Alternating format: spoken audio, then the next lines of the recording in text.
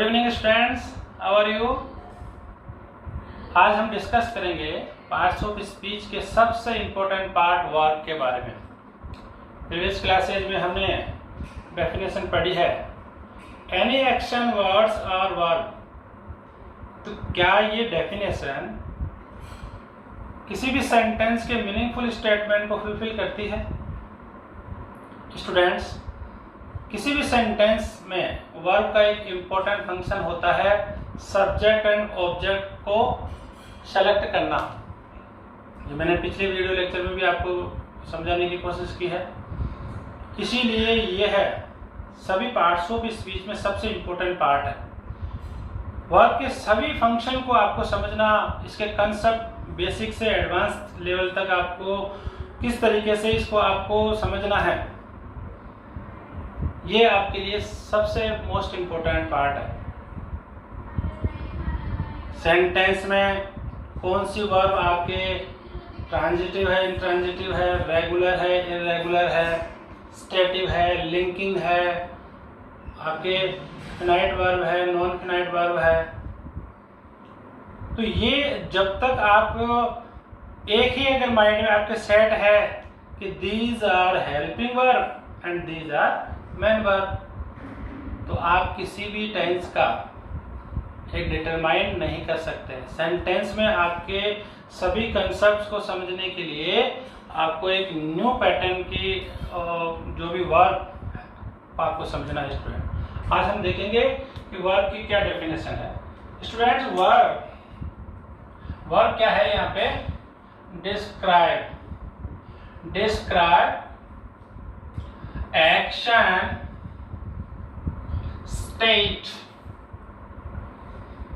state of being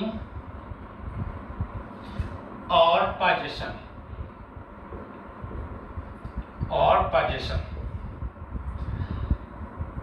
किसी भी sentence में आपके थ्री कैटेगरी की आपको वर्ब मिलेगी, या तो वो एक्शन वर्ब होगी, या आपके स्टेटिव वर्ब होगी, या कोई भी आपके पोजीशन वर्ब होगी।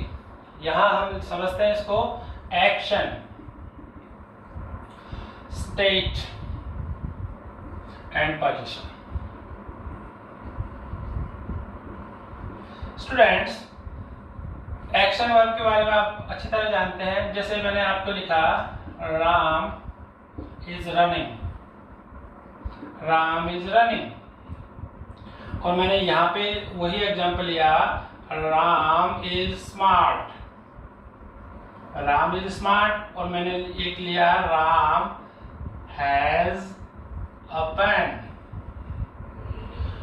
यहां हमें समझना है कि फर्स्ट सेंटेंस में जो रनिंग है वो आपके एक्शन वर्ब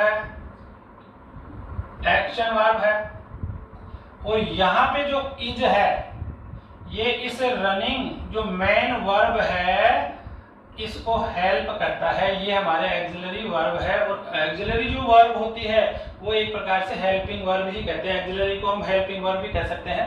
तो यहाँ हमें समझना है कि इज जो है वो आपके इस मेन वर्ब को हेल्प करने का काम करती है, यानी कि ये टेंस को डिटरमाइन करती है। अगर मैं यहाँ पे ये लिख देता हूँ, यहाँ पे देखिए आप समझना है राम इज, इसकी जगह मैंने यहाँ पे लिखा वॉज, तो राम वॉज रनिंग। तो इसमें क्या हो गया? ये आपके प्रेजेंट कंटिन्यूअस है, और ये आपके क्या हो गया? पास्ट कंटिन्यूअस हो गया। तो ये आपके जो भी इज और वाज है ये आपके टेंस को डिसाइड करते हैं, टेंस को डिटरमाइन करते हैं। अब हमें यहाँ पे देखना है राम इज स्मार्ट, ये भी अपने आप में एक सेंटेंस, एक मीनिंगफुल स्टेटमेंट है। यहाँ राम सब्जेक्ट है और इज और स्मार्ट ये क्या? इसका प्रेडिकेट है। तो ये मीनिंगफुल स्टेटमेंट, तो इसमें एक वर्ब भी होना जरूरी है, क्योंकि सब्जेक्ट और वर्ब का कॉम्बिनेशन ही हमारे क्या कहलाता है? सेंटेंस कहलाता है। तो ये तो आप या तो ये मीनिंगफुल स्टेटमेंट नहीं है, लेकिन मीनिंगफुल स्टेटमेंट है। तो स्टूडेंट, यहाँ आपको समझना है कि जो ये इज है ये यहाँ पे मेन वर्ब है, और इसको यहाँ होने को बता रहा है। एक स्टेट क्या होती है? अवस्था या दशा। किसी की दशा या अवस्था को बताने के लिए जो वर्ब होती है वो हमारे स्टेटिव वर्ब होती है। आपको ध्यान से समझना है जो भी आपके स्टेट ऑफ बीइंग का मतलब क्या, बीइंग में ह्यूमन बीइंग है, कोई भी पर्टिकुलर पर्सन के स्टेट के बारे में बता रही है। तो यहाँ पे स्टेट होने, इसमें कोई एक्शन नहीं है, इस स्टेटिव वर्ब में कोई भी एक्शन नहीं है, ये केवल दशा बता रही है। अब यहाँ पर भी आपके इज का यूज आया है।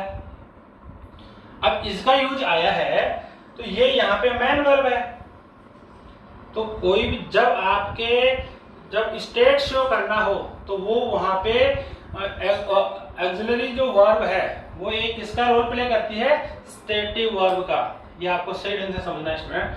तो यहाँ पे आपके जो इज है वो मेन वर्ब है और एक स्टेटिव वर्ब भी है। ये क्या है, एक stative verb.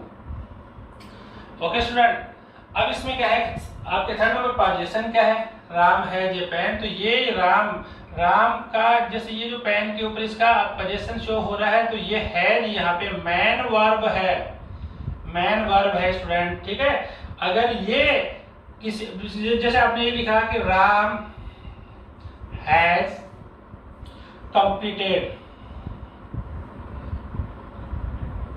completed his work, तो ये क्या हो जाता है यहाँ पे, ये हैज यहाँ पे हेल्पिंग वर्ब हो जाती है और कंप्लीटेड यहाँ पे मैन वर्ब हो जाता। तो आपको ये पूरा कंसेप्ट समझना है कि जो भी आपके ऑक्सिलरी वर्ब है, हेल्पिंग वर्ब है, वो किस जगह आपकी स्टेटिव वर्ब बन जाती है, किस जगह वो आपके मेन वर्ब बन जाती है और किस जगह वो आपके ऑक्सिलरी या आपके हेल्पिंग वर्ब बनती है। ये इसके कंसेप्ट को आपको समझना जरूरी है। ओके स्टूडेंट, अब हम देखेंगे आपके स्टेटिव वर्ब के बारे में, थोड़ा सा कंसेप्ट यहीं पे देखेंगे। इसका एक सेपरेट वीडियो लेक्चर में आपको बना के दूंगा, फिर आपको समझना है। स्टूडेंट यहाँ पे आपको समझना है कि स्टेटिव वर्ब कौन कौन सी है। स्टेटिव वर्ब आपकी जो बी फॉर्म है, जैसे आपने कहा इज, एम, आर, वाज, वर, ठीक है, ये जो भी बी फॉर्म है वो सारे के सारे आपके स्टेटिव वर्ब है। और फिर आपके आता है सीम, आपके आता है अपीयर, आपके आता है लोको, आपके आता है फील, आपके आता है टर्न, आपके आता है गेट, आपके आता है ग्रो, आपके आता है स्मेल, आपके आता है टेस्ट, ठीक है, और बहुत सारी। ठीक है बेटा, यहां हमें ये समझना है कि जैसे मैं एक सेंटेंस आपके लिखा यू लुक, अब आगे मैंने कुछ भी नहीं लिखा, तो ये सेंटेंस आपके इनकम्प्लीट है। इसको कंप्लीट करने के लिए हमें यहाँ पे कोई ना कोई एडजेक्टिव की जरूरत है, दशा बताने के लिए। तो आपने कहा यू लुक गुड, अब ये गुड क्या है स्टूडेंट, ये यहाँ पे एडजेक्टिव है, ये आपके एडजेक्टिव है। यहाँ पे इट सीम्स ट्रू, अब ट्रू क्या है, एडजेक्टिव है। ठीक है, यहाँ पे टर्न आपने ले लिया, जैसे he is getting older and child is growing young। आपने एक बात ये देखा होगा, लुक के बाद में आपके गुड आया, आपके सीन के बाद में आपके ट्रू आया, आपके गेटिंग जो वर्ड है, गेटिंग जो आपके इसकी में ओल्डर आया, तो ये क्या है, आपके ग्रोइंग के बाद में यंग आया, तो आपके young, older, true and good, what are these are adjective. तो स्टेटिव वर्ब में हमें क्या कंसेप्ट समझना है स्टूडेंट्स, स्टेटिव वर्ब में सबसे इंपॉर्टेंट पार्ट आपको समझना है कि ये जो आपकी स्टेटिव वर्ब है, ये आपके स्टेट को शो करने के लिए हमें एक एडजेक्टिव की जरूरत होती है। ठीक है, तो इसमें सबसे मोस्ट इंपोर्टेंट पार्ट है, इसमें कोई भी एक्शन नहीं होता। स्टेटिव वर्ब का सबसे इंपोर्टेंट पार्ट है कोई भी नो एक्शन। सेकंड क्या होता है बेटा, इसमें एडजेक्टिव क्या करते हैं, एडजेक्टिव क्वालिफाई, एडजेक्टिव क्वालिफाई, ठीक है, स्टेटिव वर्ब, स्टेटिव वर्ब, ठीक है। और आपको यहां पे समझना है एडवर्ब क्या करते हैं, adverb qualify action word, action word, okay student. यहाँ अब मैं जैसे मान लो एक एग्जांपल लेता हूं, सीता लुक्स, सीता लुक्स। अब यहाँ पे मैंने लिखा 2 वर्ड्स है, एक तो लिखा हैप्पी और एक लिखा हैप्पीली। कौन सा आएगा? ये हैप्पी यहाँ पे आपके एडजेक्टिव है, एडजेक्टिव, और ये क्या है? एडवर्ब। अब आपको यहाँ समझना है लुक जो है वो आपके क्या है? स्टेटिव वर्ब है, स्टेटिव वर्ब है, ठीक है, स्टेटिव वर्ब है। तो यहाँ पे आपके इसको क्वालिफाई कौन करता है? आपके एडजेक्टिव, एडजेक्टिव क्वालिफाई करेगा, ठीक है स्टूडेंट। ये इनमें से क्या है? कुछ जो वर्ब है आपके एक्शन और आपके स्टेटिव दोनों का रोल प्ले करते हैं। तो इसको जब सेपरेट वीडियो लेक्चर में बनाऊंगा ना, इसका स्टेट तब भी आपको डिफरेंस पता लगेगा, ठीक है स्टूडेंट। तो यहाँ पे आपको ये सारे कंसेप्ट समझ में आए होंगे। अब हम इसका एक एग्जांपल और ले लेते हैं स्टूडेंट। जैसे आप ये कहते हो कि how are you, how are you, तो आप क्या है कि उसकी स्टेट के बारे में जानना चाहते हो, रिसेंटली जो उसके जो है उसकी दशा है उसके बारे में जानना चाहते हो। तो ये आपके रिसेंटली जैसे उसी मोमेंट के ऊपर जो हुआ, उसी मोमेंट के ऊपर हुआ, तो आपने कहा हाउ आर यू। अब ये हाउ आर यू क्या है? यहाँ पे ये आर क्या है? ये आपकी स्टेटिव वर्ब है, स्टेटिव वर्ब है। अब जैसे मान लो कि कोई भी पर्सन आपसे बहुत दिनों से के बाद में मिला है, मान लो 2-3 साल वह एब्रोड रहा है, तो आप उसको ये तो नहीं कहोगे हाउ आर यू। जब भी वो आपसे मिलता है तो आप क्या बोलोगे? आपको एक नया वर्ड आप यूज आप लोगे, तो वहां आप बोलोगे how have you been, how have you been. अब जैसे मैं एक एग्जांपल लेना चाह रहा हूं कि जैसे अमिताभ बच्चन आपके बॉलीवुड इंडस्ट्री में काफी लंबे समय से हैं, ठीक है, तो उन्हें हम कहेंगे, जैसे अभी हाल ही में कोई भी एक आपके न्यू एक्टर आपके लॉन्च हुआ है, तो उसको हम कहेंगे is a good actor, moment है उसका लेकिन कोई भी जैसे मान लो आपके जो भी एक्टर बहुत दिनों से हैं, तो उसके लिए हम बोलेंगे he has been a good actor, लंबे समय के लिए। तो यहाँ पे हमें ये लेना है कंटिन्यूअस, कंटिन्यूअस के लिए क्या आएगा? कंटिन्यूअस के लिए जो भी हमारी स्टेटिव वर्ब आएगी वो आएगी यहाँ पे हैव बीन। तो ये हैव बीन और हैज बीन भी हमारे स्टेटिव वर्ब है स्टूडेंट्स, ओके स्टूडेंट। तो इसके कंसेप्ट को आपको समझना है। अब स्टूडेंट यहाँ पे मैं एक लुक का एग्जांपल आपको उसमें, ये यहाँ पे जो स्टेटिव वर्ब है, लेकिन जब भी इसके साथ में कोई प्रीपोजिशन अटैच हो जाता है तो इसमें लुक के क्या है कि 2 मीन है लुक के। एक तो आपके होता है दिखना और एक देखना। एक तो दिखना और दिखना, जब ये दिखने में आती है, दिखने में, तब तो ये किसका यूज आपके स्टेटिव वर्ब का आएगा, जब दिखने में आती है। तो यहाँ पे सीता दिखती है, ठीक है, तो यहाँ पे ये स्टेटिव वर्ब है, और जो देखने में आती है तब ये आपके एक्शन वर्ब में आ जाएगी, एक्शन वर्ब, ठीक है। अब यहाँ पे मैंने एक एग्जांपल लिखा, जैसे she is looking at me. अब यहाँ पे क्या है कि आपने स्टेटिव वर्ब का यूज लिया, तो इसमें लुक एट का यूज ले लिया, तो लुक एट का आप जानते हो तरफ देखना है, तो लुकिंग एट मी। तो यहाँ पे ये जो भी है ये यहाँ पे एक्शन वर्ब है, action verb, action verb, okay student. यहाँ इसके कंसेप्ट को आपको समझना है। जैसे आपने थिंक है, थिंक है, थिंक भी स्टेटिव वर्ब है, लेकिन हम जैसे मान लो जब भी आपके एक इन्वॉल्व हो जाता है, एक्शन इन्वॉल्व हो जाता है उसमें, तो वो वहां पे फिर आप एक्शन वर्ब का रोल प्ले करती है। तो इसके सारे कंसेप्ट को आपको समझना है, कहाँ आपके थिंक आएगा, कहाँ थिंकिंग आएगा, कहाँ लुक आएगा, कहाँ लुकिंग आएगा। इसके बहुत सारे कंसेप्ट है स्टूडेंट। ठीक है स्टूडेंट। अब जैसे मान लो मैं यहाँ पे सी लुकिंग की जगह मैं आपके लुक फॉर कर दूँ, लुक आफ्टर कर दूँ, तो ये आपके फ्रेजल वर्ब है, तो इसमें आपके इनका आईएनजी फॉर्म में आएगा। स्टेटिव वर्ब के सब और एक नेक्स्ट कैटेगरी क्या है, फर्स्ट आपको मैं समझा नो एक्शन आएगा, एडजेक्टिव क्वालिफाई करता है, स्टेटिव वर्ब होगा वो, और आपके एडवर्ब एक्शन वर्ब को क्वालिफाई करेगा। और आपके फोर्थ नंबर पे स्टूडेंट इसको समझना है कि ये without ING, without ING form, without ING form use होती है, ये ध्यान देना। ओनली 6 टेंस, ओनली 6 टेंस, ये भी आपको ध्यान रखना है। 6 टेंस, जहां भी आपके प्रोग्रेसिव टेंस आता है ना, आपके कंटिन्यूअस टेंस आता है, तो वहां पे आपके स्टेटिव वर्ब का यूज नहीं आएगा।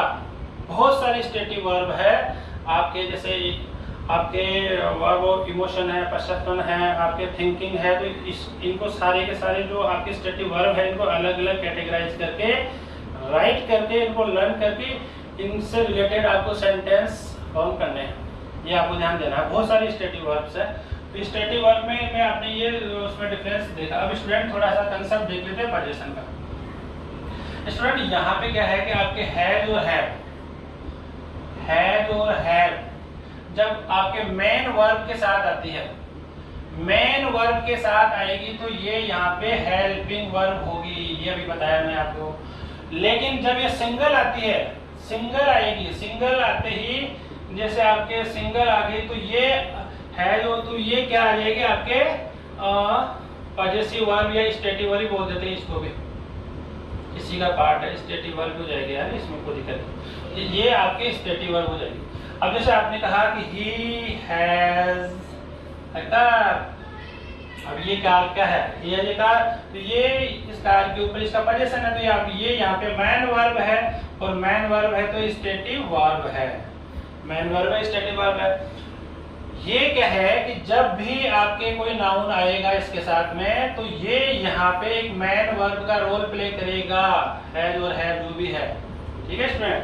तो अगर इसमें एक्शन इन्वॉल्व हो गया, जैसे आपने क्या है कि मैं इसमें ये भी आपके आईएनजी फॉर्म में नहीं आएगी, ठीक है। अगर इसमें एक्शन इन्वॉल्व हो गया, तो एक्शन कैसे इन्वॉल्व होगा, जैसे आपके ईट, कोई भी ईटिंग एक्टिविटी, और एक टैक लेने वाली एक्टिविटी या फन, ये एक्टिविटी इंक्लूड हो जाती है, तो फिर ये आईएनजी फॉर्म में यूज किए जाते हैं ना। तो फिर मैं लिख देता हूँ can be used in ING form, ये आपको उसमें ध्यान देना बेटा, इसके कंसेप्ट आपको पढ़ा लेना। कैन बी, और जैसे आपने कहा I am having dinner, I am having dinner. अब ये डिनर क्या है, आपकी ईटिंग एक्टिविटी है, तो आपने कहा आई एम हैविंग बाथ, ठीक है, ये आपके लेने की कंडीशन में आया, तो यहाँ पे ये आईएनजी फॉर्म भी यूज की जा सकती है। तो आपने 3 कैटेगरी जो भी आपके वर्ब की पढ़ी है, एक्शन है तो उसको आपके क्वालिफाई कौन करेगा, एडवर्ब करेगा, स्टेटिव वर्ब है तो उसको क्वालिफाई करेगा आपके एडजेक्टिव, और आपके पोजीशन जो भी वर्ब है कैसे आपका आईएनजी फॉर्म में आएगी और कैसे ये आपके सिंगल फॉर्म में आएगी, ये ध्यान देना स्टूडेंट्स। ओके स्टूडेंट, नेक्स्ट अपन पढ़ते हैं इसको कैटेगराइज करते हुए, transitive and intransitive verb. Okay student, अब वर्ब को फंक्शन के अकॉर्डिंग कैटेगराइज करते हैं। यहाँ आप अच्छी तरह जानते हैं कि वर्ब को एक तो मैन वर्ब में और एक ऑक्सिलरी वर्ब में इनको यहाँ पे कैटेगराइज किया गया है।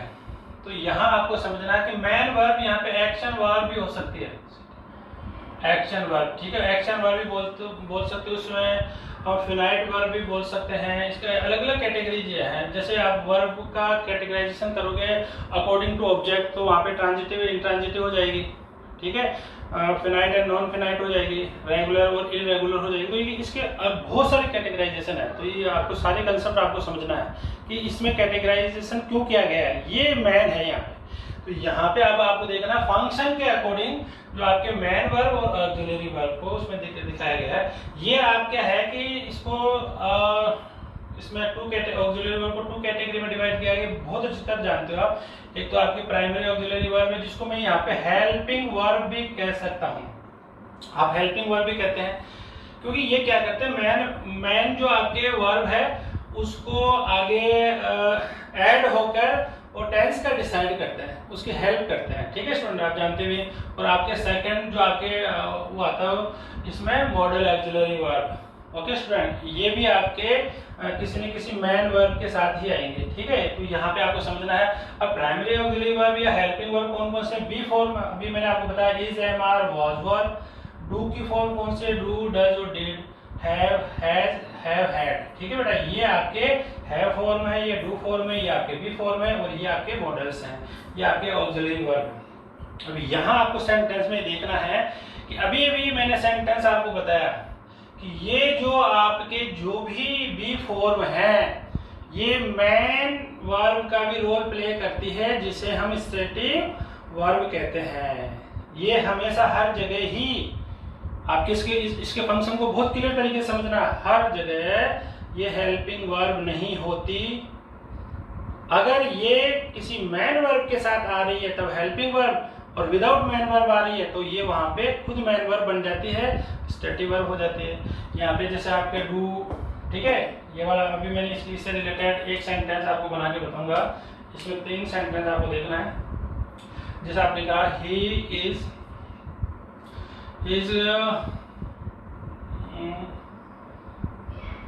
Intelligent, is intelligent. ठीक है बेटा, अभी यहाँ पे आपके ये विदाउट आ रही है तो ये यहाँ पे स्टेटिव वर्ब हो गई। सेकेंड नंबर पे आपने लिखा he has a book। अब ये हैज यहाँ पे मैन वर्ब पोजीशन का शो कर रही है, तो ये आपकी मैन वर्ब होगी, यहाँ पे कोई भी हेल्पिंग वर्ब नहीं है। अब थर्ड नंबर पे लिखा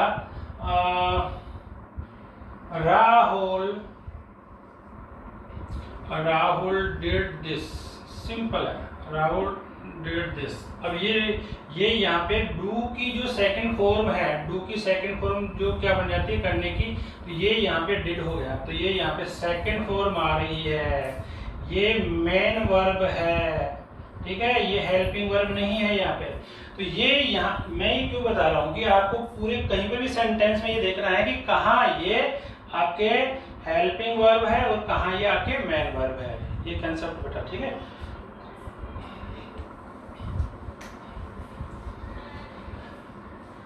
अब नेक्स्ट कैटेगरी अपने स्टूडेंट वर्ब की देखेंगे। वहाँ पे आपके कौन कौन से जो है ऑब्जेक्ट के अकॉर्डिंग। ओके स्टूडेंट्स, अब देखते हैं मैन वर्ब जो आपके फिनाइट वर्ब भी होती है, उसको आगे कैसे कैटेगराइज किया गया है। स्टूडेंट, जो मैन वर्ब है वो यहाँ पे मैं फिनाइट वर्ब भी बोल सकता हूँ, नॉन फिनाइट का जो है नेक्स्ट पार्ट है वो अपन देखेंगे आगे। तो यहाँ पे आपको समझना है कि तो मेन वर्ब जो आप बोलते हैं वो आपके बेसिकली एक्शन वर्ब होती है, और उसको हम कैटेगराइज किया गया है यहाँ पे ट्रांजिटिव एंड इंट्रांजिटिव। इसकी डेफिनेशन आपको अच्छी तरह आती है कि ये आपके सब्जेक्ट रखता है और ये आपके सब्जेक्ट की इसको जरूरत नहीं है।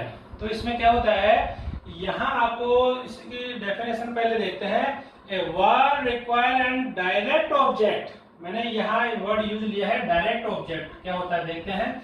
Direct object to make complete sense, यानी कि पूरा कंप्लीट सेंस देने के लिए जो हमें डायरेक्ट ऑब्जेक्ट की इसमें रिक्वायरमेंट होती है student. Direct object is a word the receive the action of the word, यानी कि जो भी है ट्रांजिटिव और इंट्रांजिटिव वर्ब होती है वो एक एक्शन वर्ब ही होती है। ठीक है, जिसमें आपके सब्जेक्ट ऑब्जेक्ट हो वो आपके ट्रांजिटिव है, और जिसमें आपके ऑब्जेक्ट नहीं हो वो आपके इंट्रांजिटिव है। कुछ वर्ब ऐसी है जो आपके ट्रांजिटिव और इंट्रांजिटिव दोनों को फॉलो करती है, वो हम देखेंगे आगे। तो इसमें यहाँ पे आपको देखना है कि जो आपके डायरेक्ट ऑब्जेक्ट होता है वो एक ऐसा वर्ड है जो डायरेक्ट जो रिसीव एक आपके the action of the verb, यानी कि वर्ब का जिसके ऊपर इफेक्ट पड़ता है वो हमारे डायरेक्ट ऑब्जेक्ट होता है स्टूडेंट। डेफिनेशन से आगे एग्जांपल के तो इसको समझते हैं। स्टूडेंट सबसे मोस्ट इम्पोर्टेंट पार्ट ये है कि मैंने लास्ट वीडियो में आपको बताया कि जैसे एक एग्जांपल लिया, ही सिंग्स अ सॉन्ग। अब इसमें यहाँ पे क्या है, ये आपके वर्ब है और वर्ब का जो डायरेक्ट इफेक्ट जो आपके पड़ रहा है वो आपके ए सॉन्ग के ऊपर पड़ रहा है, ठीक है। तो ये यहाँ पे आपके क्या हो गया, आपके डायरेक्ट ऑब्जेक्ट, ठीक है बेटा। अब यहाँ पे हमें समझना है कि जैसे ऐसी बहुत सारी वर्ब हैं जो आप डबल ऑब्जेक्ट भी लेती है, एक आपके इनडायरेक्ट ऑब्जेक्ट है और एक आपके डायरेक्ट ऑब्जेक्ट है। जैसे ही मेड मी मॉनिटर, अब यहाँ पे स्टूडेंट ये जो मेड आपके वर्ब है, अब इस वर्ब में जैसे ये आपने 2 क्वेश्चन पुटअप किए, ये मैंने आपको बताया था कि वर्ब से क्वेश्चन पुटअप करते हैं। एक तो आपके आएगा व्हाट, तो ये तो जो व्हाट का आंसर है वो तो आपके क्या कहलाएगा, डायरेक्ट ऑब्जेक्ट, ठीक है बेटा। और एक आपके आंसर आपके आएगा होम, ये आपके आएगा इनडायरेक्ट ऑब्जेक्ट। इसके बारे में पूरा हम डिटेल से इसके बारे में डिस्कस कर चुके हैं। तो जिस वर्ब में आपके ऑब्जेक्ट हो वो आपके उसमें ट्रांजिटिव वर्ब है, और जिसमें आपके ऑब्जेक्ट नहीं हो वो आपके इंट्रांजिटिव वर्ब है। अब इसमें इंट्रांजिटिव वर्ब को देखते हैं स्टूडेंट। इसके जो भी एग्जांपल्स है वो आपको सॉल्व करने हैं student, okay.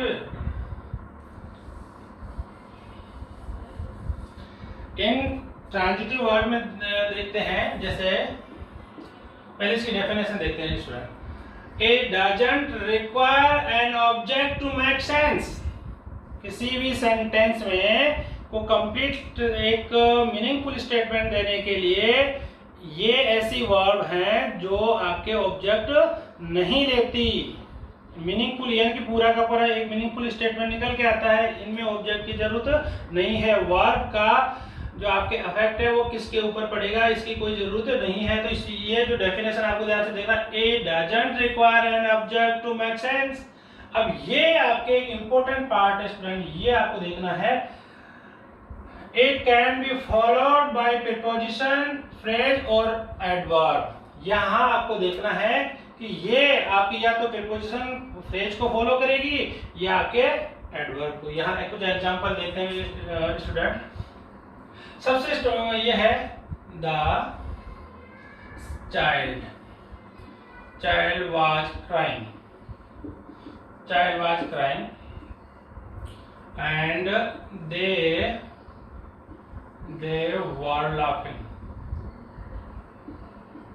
They were laughing. अब यहाँ पे स्टूडेंट जैसे ये है सुमन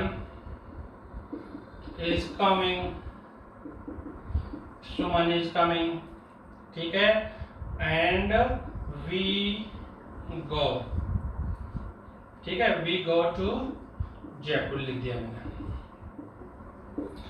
स्टूडेंट यहाँ पे आपको इसमें देखना है कि ये एक मीनिंगफुल स्टेटमेंट है, इसमें किसी आपके ऑब्जेक्ट की रिक्वायरमेंट नहीं है। चाइल्ड वाज क्राइंग, बच्चा रो रहा था।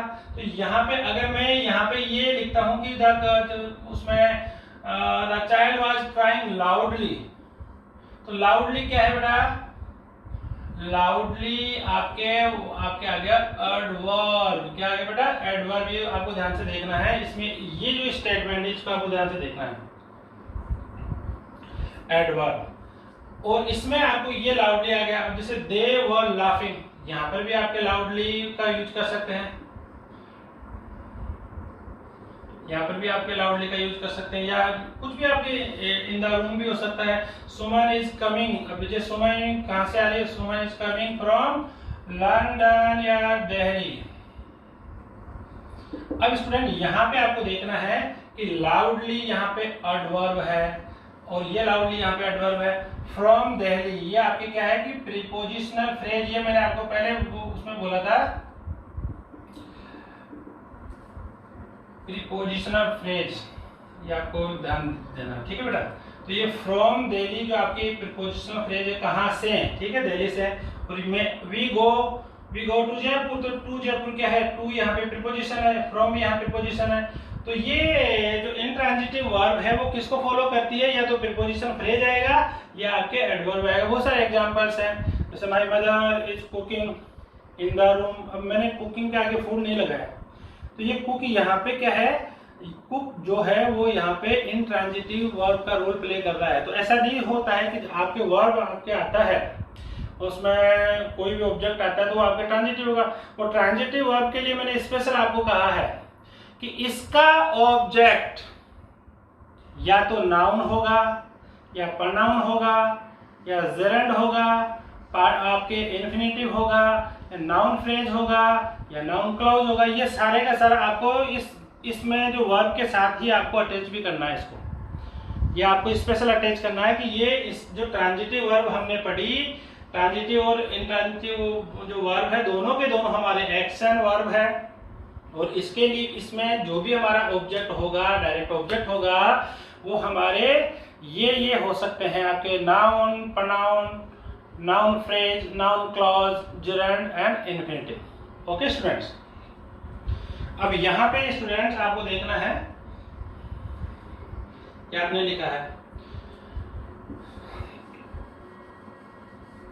अब मैं एक नेक्स्ट पार्ट जो है इसका एक और लिख देता हूं, linking verb. Linking verb very most important, इसका मैं सेपरेट वीडियो और भी बनाऊंगा, आपको ध्यान से देखना है। स्टूडेंट यहाँ मैंने एक वर्ड लिखा सी इज, ठीक है। और यहाँ मैंने ये है इट सीम्स, यू लुक, ठीक है। और केक,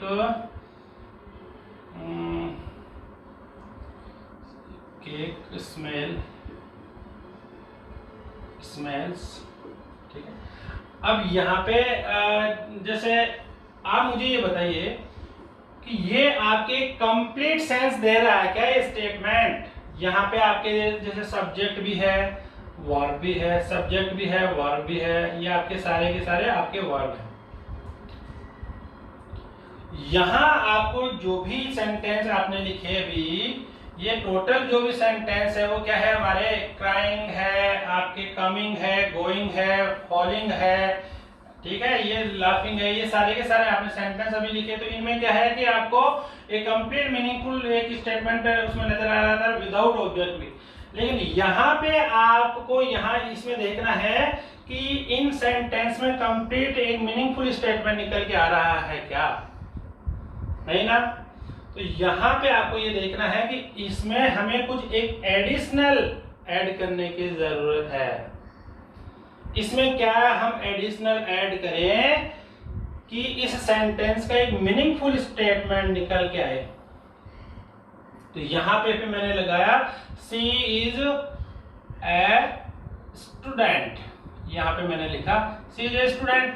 अब तो यहाँ पे अब ये स्टूडेंट क्या है आपके एक कॉम्प्लीमेंट का रोल प्ले करता है। ये किसका रोल प्ले करता है, एक आपके सब्जेक्ट के, जैसे जो सी है वही आपके स्टूडेंट है, जो आपके सी है वही आपके स्टूडेंट है।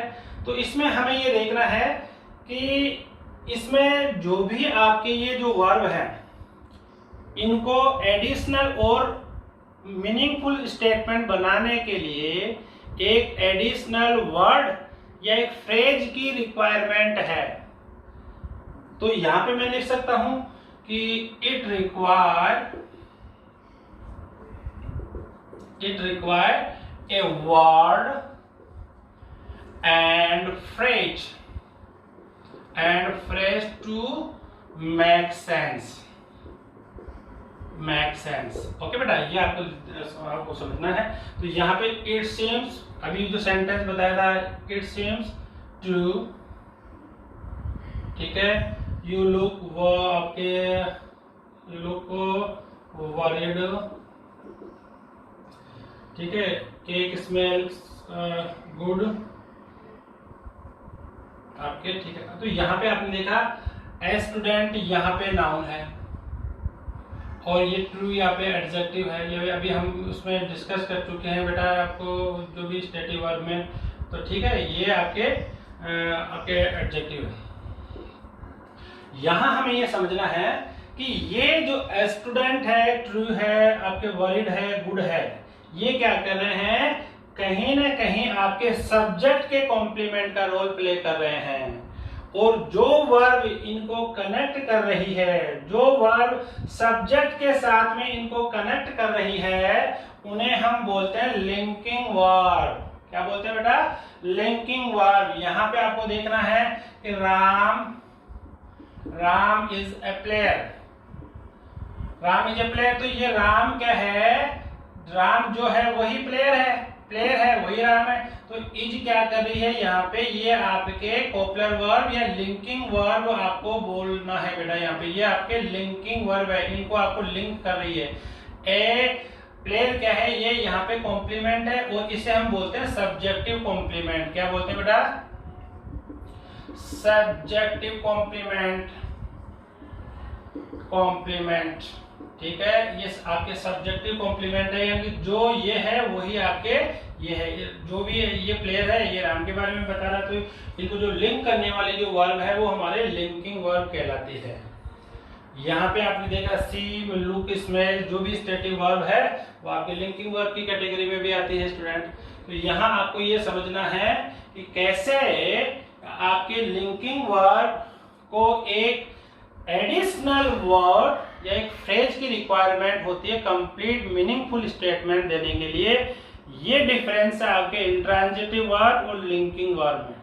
तो लिंकिंग वर्ब कौन कौन सी है स्टूडेंट? अब मैं इसको एक सब्जेक्टिव कॉम्प्लीमेंट के साथ साथ ऑब्जेक्टिव कॉम्प्लीमेंट, जैसे मान लो he made me captain, he made me captain. तो यहाँ पे इसमें या जैसे ये देख लो मॉनिटर।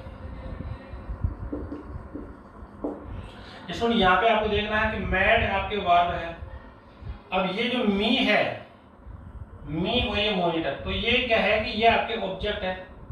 ठीक है, और ये क्या है? आपके एडिशनल इंफॉर्मेशन दे रहा है मॉनिटर के बारे में। तो ये क्या है? मॉनिटर जो वर्ड है वो आपके ऑब्जेक्ट कॉम्प्लीमेंट है, ऑब्जेक्टिव कॉम्प्लीमेंट। ऑब्जेक्टिव कॉम्प्लीमेंट, इसके कॉम्प्लीमेंट के जो वीडियो में आप सही ढंग से पढ़ेंगे कि कॉम्प्लीमेंट और आपके ऑब्जेक्ट में क्या डिफरेंस होता है, ये आपको ध्यान से देखना। अब इसमें जो भी आपके लिंकिंग वर्ब है जो हमने लिखा है आपके, वही आपके जैसे बी फॉर्म आ गई है, और आपके वही मैं लिख देता हूँ टर्न, गेट, स्मेल, टेस्ट। ठीक है, और टेस्ट है, और ग्रो, गेट, टर्न है, सीम है, अपीयर, लुक। ठीक है, तो जो भी आपके स्टेटिव वर्ब में हमने देखा वो आपके लिंकिंग वर्ब भी होती है। ये इनको एक एडिशनल वर्ड की या फ्रेज की जरूरत होती है, लिंक करते हैं वर्ड से या मीनिंग से। आप समझ जाना है कि जो आपको उसमें कैसे लिंक कर रही है। यहाँ डिफरेंस आपको देखना है कि इंट्रांजिटिव वर्ब में आपके कंप्लीट मीनिंगफुल स्टेटमेंट आता है, और अगर हम ये उसमें आपके जैसे अगर उसमें वर्ब के बाद में एडिशनल कोई वर्ड नहीं लिखते हैं तो ये आपके कोई मीनिंगफुल स्टेटमेंट नहीं आता है। अभी हम एग्जांपल के थ्रू देखा भी था इनको। ठीक है बेटा, तो ये सारे के सारे आपके क्या लिंकिंग वर्ब भी होती है। अब लिंकिंग वर्ब के लिए क्या होता है स्टूडेंट? लिंकिंग वर्ब के साथ में या तो आपके नाउन आएगा या आपके एडजेक्टिव आएगा, आपके नाउन आएगा या आपके एडजेक्टिव आएगा। एडवर्ब नहीं आएगा, ये ध्यान देना आपको। ये एडवर्ब जो भी है मैं ब्लॉक में कर देता हूँ, ये क्रॉस है, एडवर्ब नहीं आएगा, ये ध्यान देना है।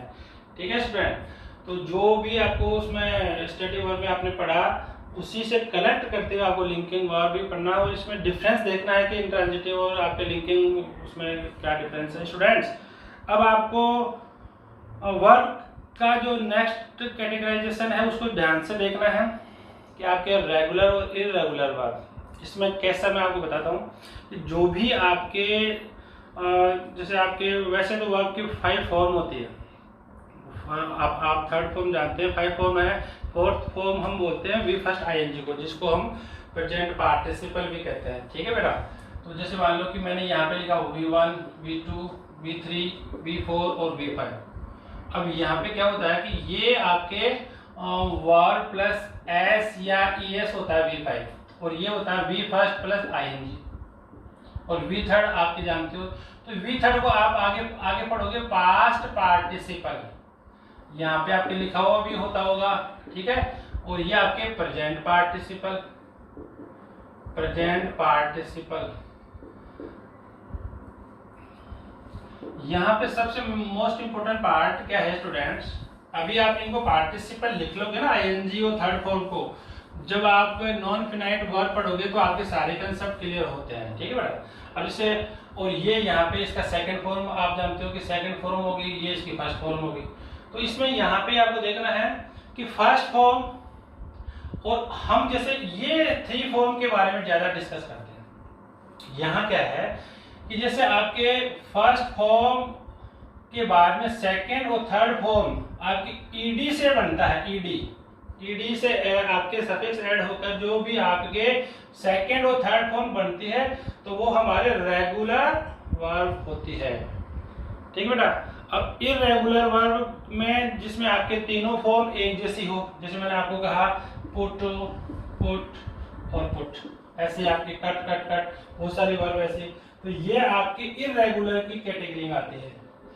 कुछ वर्ब ऐसी होती है जिनकी आपके तीनों फॉर्म अलग होती है, कुछ ऐसी वर्ब होती है जिसके आपकी बीच वाली फॉर्म उसमें आपकी दोनों फॉर्म एक जैसी होती है, जैसे कम, केम, कम।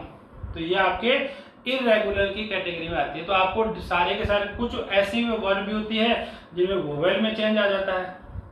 तो आपको यहाँ पे देखना है कुछ वर्ब ऐसी होती है जैसे CARRY कैरी, तो उसको आपके वो ईडी कैसे कनेक्ट होगा। ये तो सारा कंसेप्ट आपको रेगुलर और इर्रेगुलर वर्ब को एटलीस्ट आपको 500 we have to write and learn also.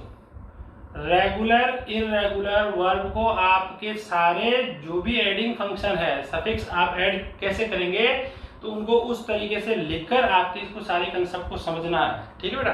और यहाँ ये कोई मैं इसको अभी पढ़ा नहीं रहा हूँ, रेगुलर और इरेगुलर जब भी आपको नेक्स्ट एडवांस वीडियो में अपन देखेंगे। ठीक है बेटा। अब यहाँ पे क्या है कि जैसे मैं अभी बात कर रहा था वी थर्ड की, पास्ट पार्टिसिपल प्रेजेंट पार्टिसिपल। तो यहाँ पे ये क्या है कि एज एन एडजेक्टिव होते हैं, या आप आगे पढ़ेंगे, अभी मैं इसलिए बता रहा हूँ कि आगे आपको पढ़ो नहीं, एज एन एडजेक्टिव, ये एडजेक्टिव ही होते हैं। अब स्टूडेंट अभी हमने जैसे स्टेटिव और लिंकिंग वर्ब में पढ़ा है, जैसे द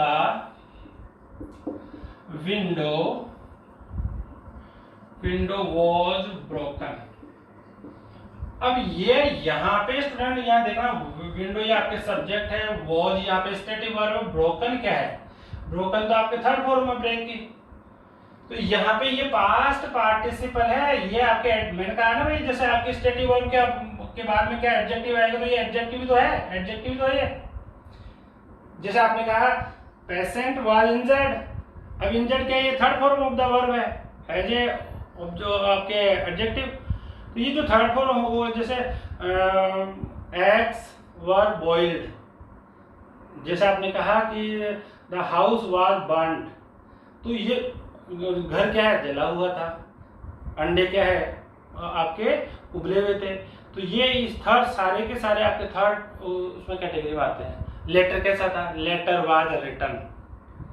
ठीक है, लेटर वाज, तो रिटर्न वर्ड क्या है यहाँ पे आपके थर्ड फॉर्म ऑफ द, तो ये आपके पास्ट पार्टिसिपल, जो भी थर्ड फॉर्म आपके कैटेगरी में आती है उसको आप पास्ट पार्टिसिपल बोलना है। और जो भी आपके बी फर्स्ट में आईएनजी आप लगाते हो उसको आपको प्रेजेंट पार्टिसिपल में बोलना है। जैसे प्रेजेंट पार्टिसिपल का आपको कैसे बता देता हूँ, आपने कहा कि रनिंग ट्रेन, अब ट्रेन के आगे आगे कौन उसको डिस्क्राइब कर रहा है, रनिंग ट्रेन तो बहुत सारी है, लेकिन running train, crying baby, baby है, बेबी बहुत सारे हैं, लेकिन बेबी को आपको डिस्क्राइब कौन सा वर्ड कर रहा है, मॉडिफाई कौन सा कर रहा है, क्राइंग, रोता हुआ। तो वो आईएनजी फॉर्म में है, वो भी एडजेक्टिव का ही रोल प्ले कर रहे हैं। तो वी फर्स्ट में आईएनजी आपके प्रेजेंट पार्टिसिपल है और आपके वी थर्ड है जो आपके पास्ट पार्टिसिपल है। इसको आपको सही ढंग से आपको लर्न करना है। जब भी आपको रेगुलर इरेगुलर वर्ब को फॉर्म करो तो राइट डाउन करते हुए आपको इसकी 5 फॉर्म्स ही लिखना है और न्यू वर्ड्स आपको ऐड करना है। ऐसा नहीं है कि जो जनरल में आप यूज कर रहे हैं वो वर्ड भी आप लिख लो, जो एडिशनल वर्ब जो आपको लर्न भी करनी है, जो आप अपने सराउंडिंग में उसमें जो वर्ब देखते हैं आपके वर्ब वो इमोशन है, परसेप्शन है, तो ये सारी वर्ब थिंकिंग है, तो इनको आपको लर्न करना है, लिखना भी इनकी कौन सी फॉर्म होती है। क्योंकि नेक्स्ट पार्ट जब भी हम टेंसेस के बारे में डिस्कस करेंगे, आपके वर्ब का ये जो वीडियो लेक्चर है ये सबसे इम्पोर्टेंट आपके पार्ट है। अभी मैंने डिस्कस किया कि आपके जो भी हेल्पिंग वर्ब है वो मेन वर्ब भी होती है, आपके जो भी हेल्पिंग वर्ब है आपके उसके मेन वर्ब के साथ में आपके हेल्पिंग वर्ब का रोल भी प्ले करती है। अब उस टेंस में हमें क्या होता है कि अलग अलग सब्जेक्ट के अकॉर्डिंग, टेंस के अकॉर्डिंग हमें वर्ब को चेंज करते हुए जाना है। जैसे आपने प्रेजेंट सिंपल में अलग है, ऐसे एस लगेगा, फिर पास्ट सिंपल में आपके सेकंड फॉर्म लगेगा, परफेक्ट में आपके है और थर्ड फॉर्म लगेगा। तो यहाँ आपके कंसेप्ट को क्लियर करते हुए जाना कि आपको जो भी इन वर्ब के जो सारे 5 फॉर्म्स है वो कहीं ना कहीं यूज आएंगे। ये शुड बी लर्न, ठीक है बेटा, इट शुड बी लर्न। तो ये आपको उसमें देखना है कि इसके सारे कंसेप्ट आज हमने डिस्कस किया, जो भी पर्टिकुलर आपके वर्ब के बेसिक नॉलेज को।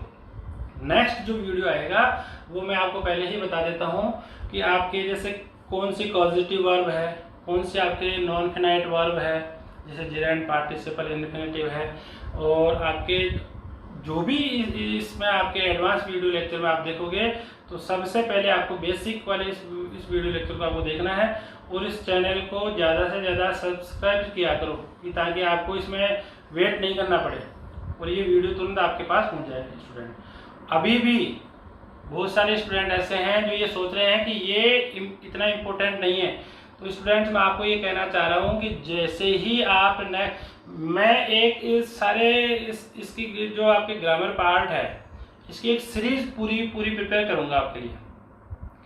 अब आपको किसी भी स्टूडेंट्स को कुछ प्रॉब्लम है तो वो आप व्हाट्सएप नंबर पे मेरा एक जो भी है तो उस पर आप अपने जो भी क्वेरीज है वो आप डाल सकते हैं, कॉल कर सकते हैं। बार बार मैंने बहुत आपको कहा लेकिन अभी स्टूडेंट्स का इतना आउटपुट नहीं आ रहा है और जब आपकी क्वेरीज नहीं है तो मुझे पता नहीं है कि आप अंडरस्टैंडिंग उसमें हो या नहीं हो।